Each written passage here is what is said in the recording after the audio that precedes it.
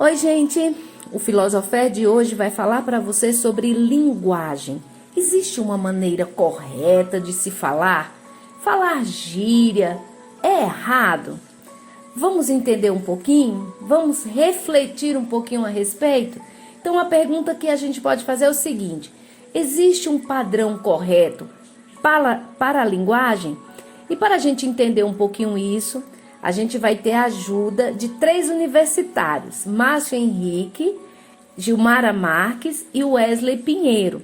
Mas antes de passar a bola para eles, vai deixando seu like, compartilha o vídeo e se você não for inscrito, se inscreve no canal, dá essa forcinha aí pra gente. Pra gente entender um pouquinho a linguagem, a gente vai recorrer a um texto do site Escola Kids, da professora graduada em letras, Maíra Pavan.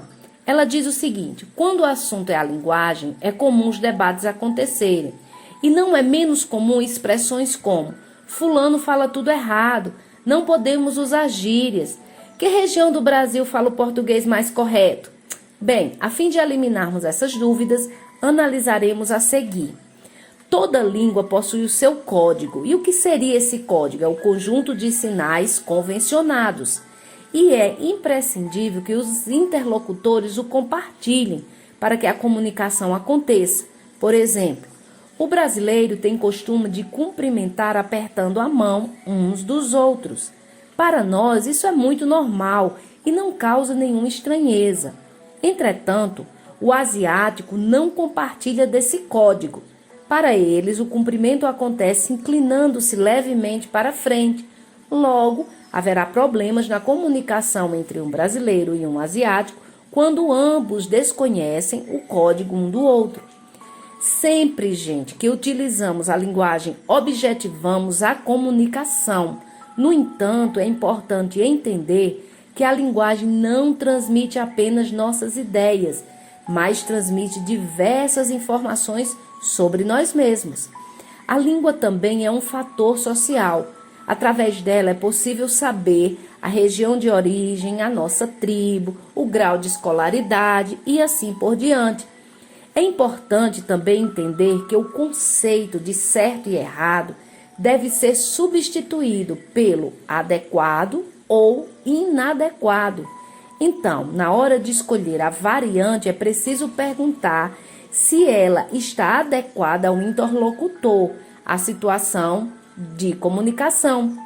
Da mesma forma que para cada ocasião devemos escolher uma roupa, para cada contexto é preciso também escolher uma linguagem. Diante disso, não há uma região que fale mais certo do que a outra, nem existe uma proibição do uso da gíria.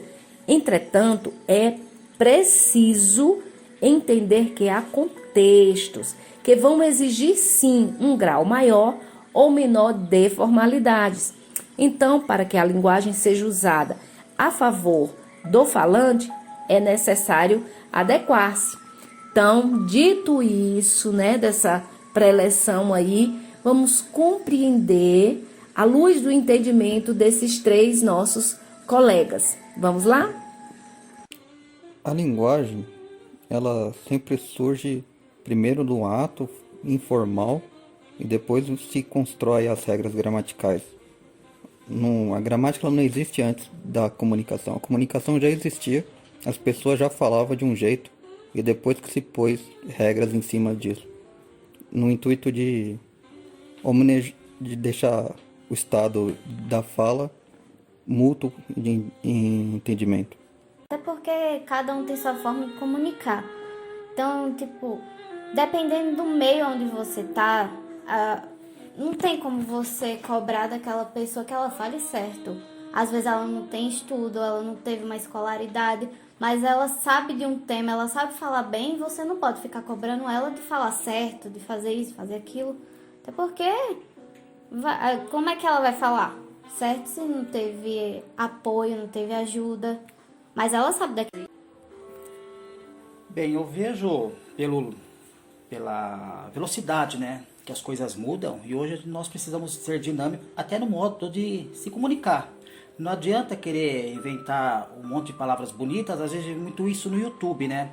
Pessoas tentam explicar e você vê no comentário, falou e não disse nada. Por quê? A pessoa não está sendo direta. E hoje nós vivemos numa sociedade rápida e essas informações precisam chegar rápido, respostas rápidas. Então nem sempre a pessoa está ali para ouvir um discurso, ela pergunta algo e a pessoa quer enfeitar aquilo, acaba se perdendo na própria explicação e não passando nada. Então, se mudou. Eu acho, sabe o que também? Uma coisa muito importante é que a linguagem, ela reflete muito do meio que você tá.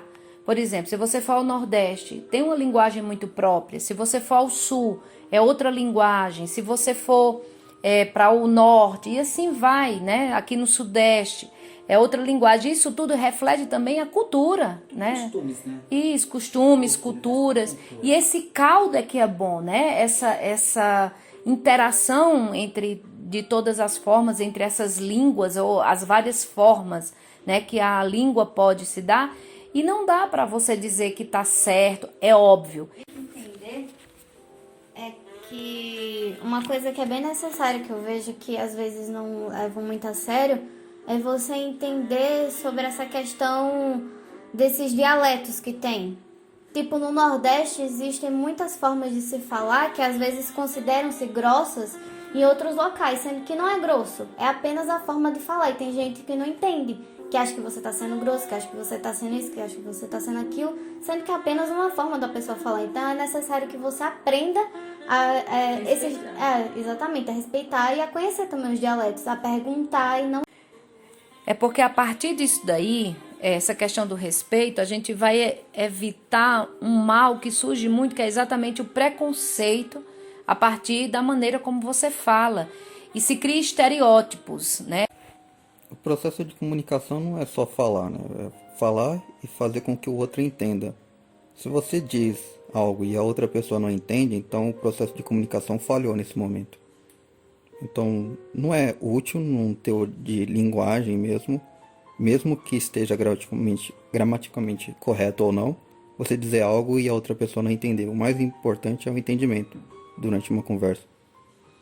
E sem falar que essa questão, se você pega livros clássicos, por exemplo, como Machado de Assis, que outro dia até criticavam, dizendo que não era legal os jovens lerem Machado de Assis na adolescência. Eu acho isso um total absurdo.